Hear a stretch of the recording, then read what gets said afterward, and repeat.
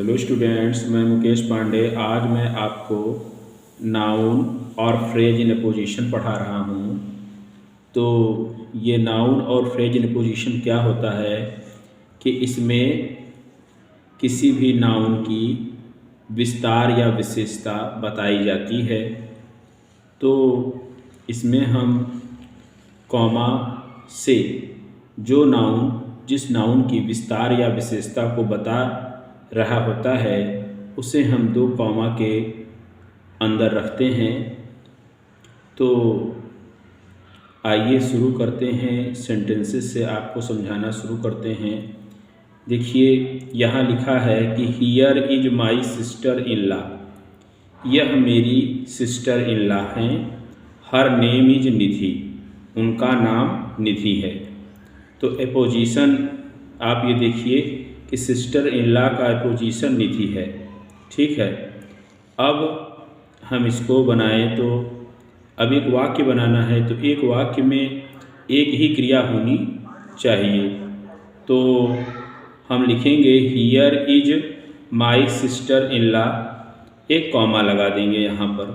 ठीक है, और ये माई सिस्टर इन लॉ की जो विशेषता यहाँ बताई जा रही है तो वो है निधि। ठीक है, तो हम निधि को इसके बाद एक कॉमा के बाद लिख देंगे। अब यहाँ फुल स्टॉप लग रहा है इसलिए फुल स्टॉप लगा देंगे, या फिर इसको हम ऐसे कर दें तो भी सही है, here is Nidhi.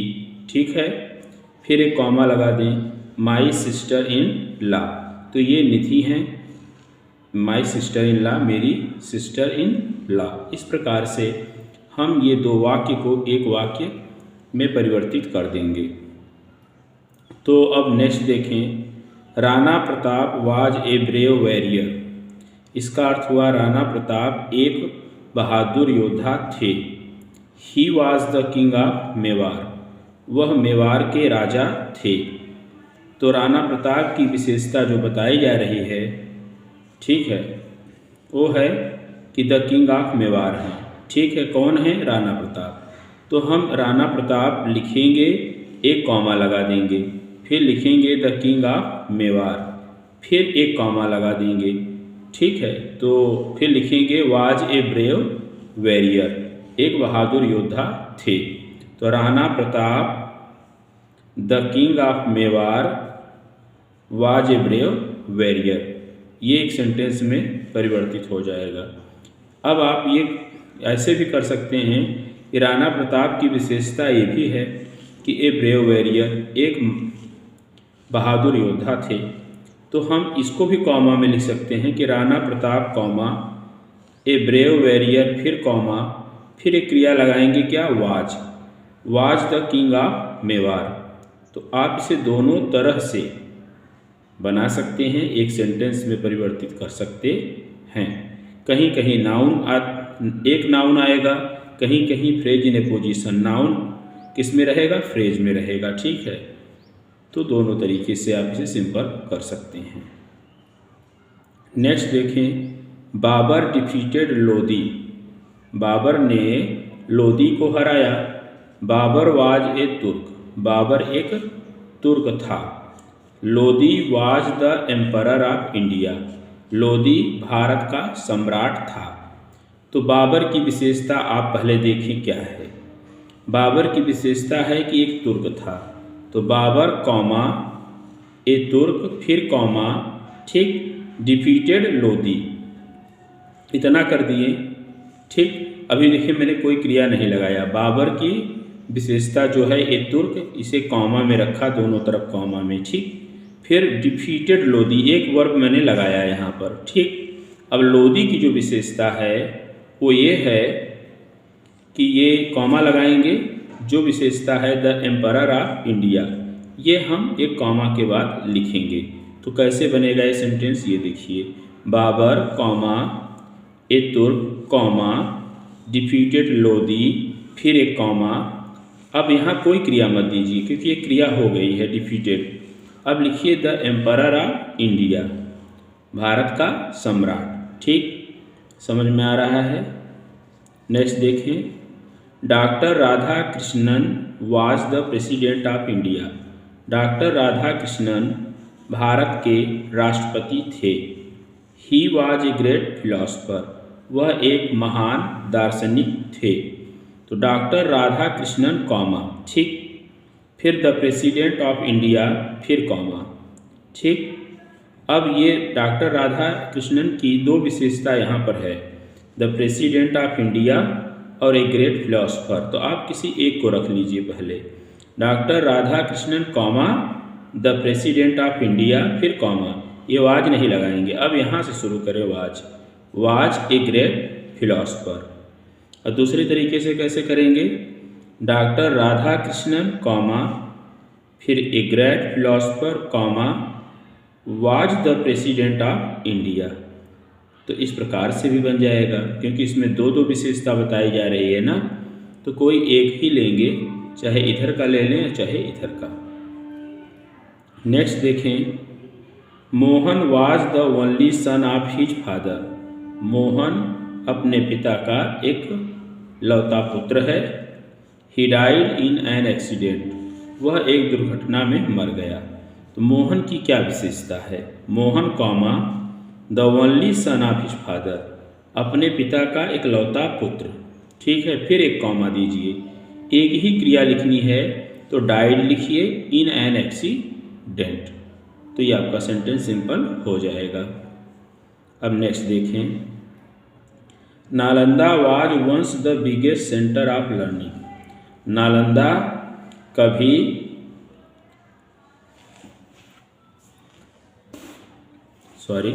Nalanda was once the biggest centre of learning, तो होगा नालंदा कॉमा, ठीक है। ये लिखिए once the biggest centre of learning, ठीक है। अब यहाँ पर वाज नहीं लगाइए, नालंदा की विशेषता है कि once the biggest centre of learning, तो ये लिख लीजिए, फिर कॉमा लगाइए। Is now a heap of ruins, ठीक है। अब यह खंडहरों का ढेर है। अब ये नालंदा की विशेषता को हमने कॉमा में रखा, यहाँ से वाज हटाया। Nalanda once the biggest centre of learning comma is now a heap of ruins. ये सिंपल सेंटेंस आपका हो गया।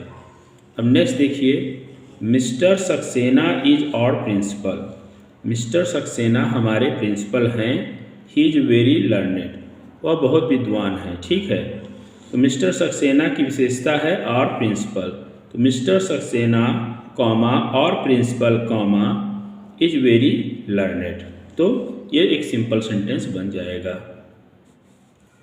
अब नेक्स्ट देखें, Shahjahan was a great Mughal emperor.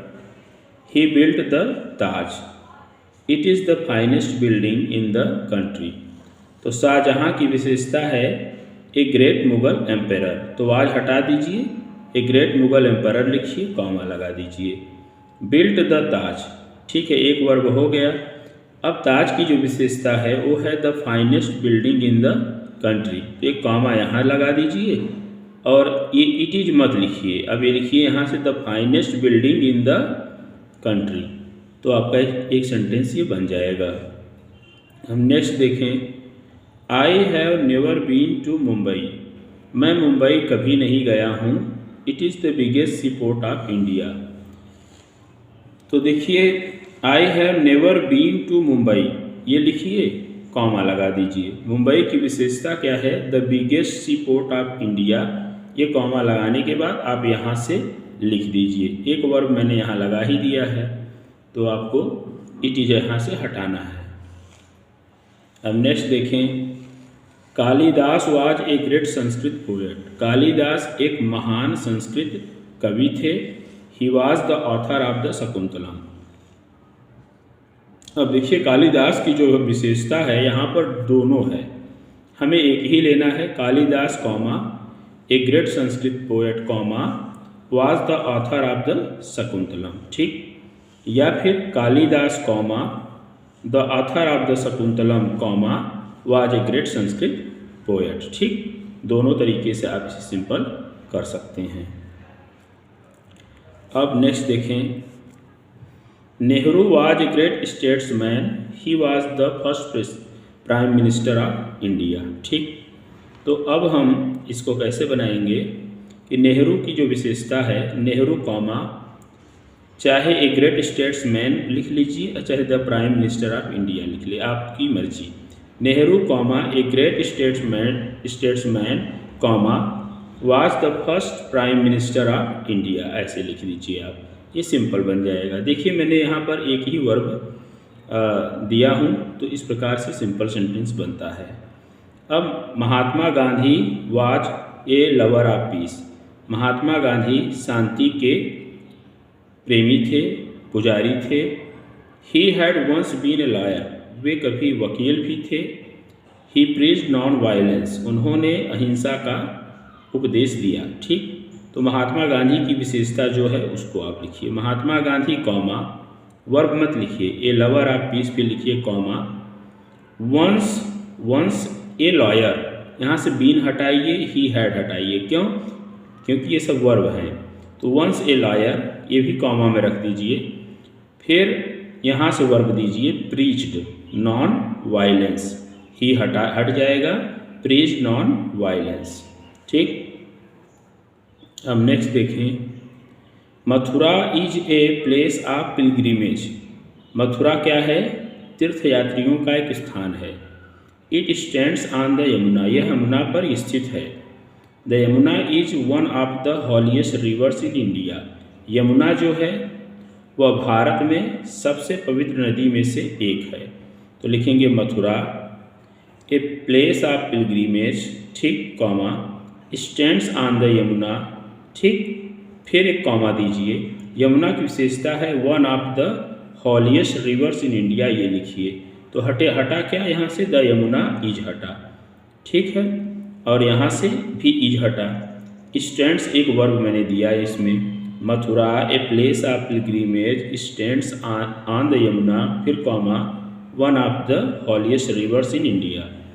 अब नेक्स्ट देखें, air is the first necessity of life, air क्या है? जीवन की सबसे प्रथम आवश्यकता है। It is a free gift of nature, यह प्रकृति का एक स्वतंत्र उपहार है। ठीक, तो air comma the first necessity of life, air comma the first necessity of life, जीवन की प्रथम आवश्यकता, is a free gift of nature.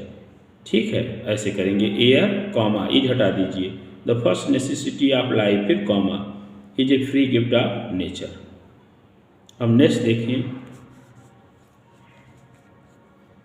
Milton was a famous English poet, Milton एक प्रसिद्ध इंग्लिश कवि थे।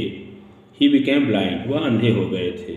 तो मिल्टन कॉमा, ठीक, ए फेमस इंग्लिश पोएट, फिर कॉमा बिकेम ब्लाइंड, अंधे हो गए थे, ये हो जाएगा। अब नेक्स्ट देखिए, education is an instrument of power, education एक शक्ति का क्या है? औजार है। ठीक है,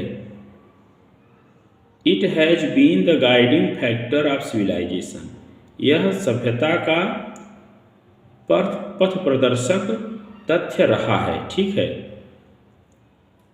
तो एजुकेशन की विशेषता है education comma an instrument of power, फिर कॉमा अब has been the guiding factor of civilisation, ये आपको लिखना है। यहाँ से इट हटा दीजिए और यहाँ से इज हटा दीजिए।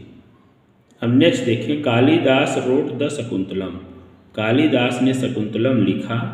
ही was a great poet and dramatist, वह एक महान कवि और नाटककार थे। तो कालिदास कॉमा, ठीक है, इनकी विशेषता है ए ग्रेट पोएट, एक महान कवि, एंड ड्रामाटिस्ट और नाटककार। ठीक, ये लिख लीजिए, फिर कॉमा लगा के रोट द शकुंतलम। ठीक, ये लिखना है। तो कालिदास की जो विशेषता है वो है एक ग्रेट पोएट एंड ड्रामाटिस्ट।